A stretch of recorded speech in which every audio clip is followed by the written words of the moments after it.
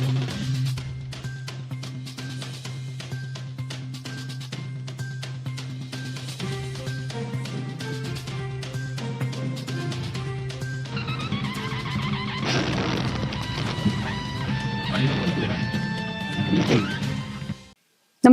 आपण पाहता हिरकणी न्यूज.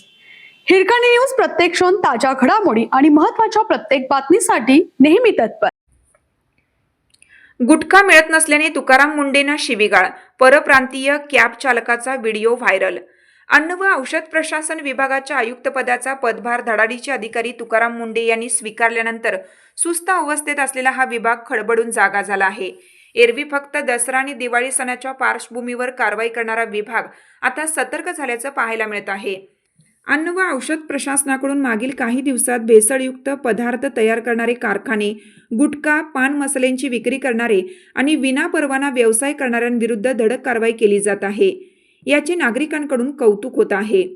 अन्न व औषध प्रशासन विभागाचे आयुक्त तुकाराम मुंडे यांनी राज्यभरात गुटखा बंद केला असून गुटखा विक्री करणाऱ्यांच्या विरोधात मोक्का लावण्याचं जाहीर केलं आहे. तुकाराम मुंडे यांच्या या इशाऱ्यामुळे बहुतांश ठिकाणी गुटखा बंद झाला आहे. एकीकडे तुकाराम मुंडे यांचे कौतुक होत असले तरी काही विकृत लोकांकडून त्यांच्या विरोधात राग व्यक्त केला जात असल्याचं समोर आलं आहे. कल्याणमध्ये आता कोणत्या तरी टपरीवर गुटखा मिळत नसल्याने एका परप्रांतीय व्यक्तीने तुकाराम मुंडे यांच्या विरोधात व्हिडिओ करत त्यांना अश्लील भाषेत शिवीगाळ केली. यानंतर पोलिसांनी देखील दुर्गाप्रसाद पांडे असं नाव असलेल्या आरोपीला ताब्यात घेतलं. अटक करण्यात आलेला दुर्गाप्रसाद पांडे हा कल्याण पूर्व येथील कोळसेवाडी परिसरात राहणारा असून तो व्यवसायाने ओला कॅब चालक आहे.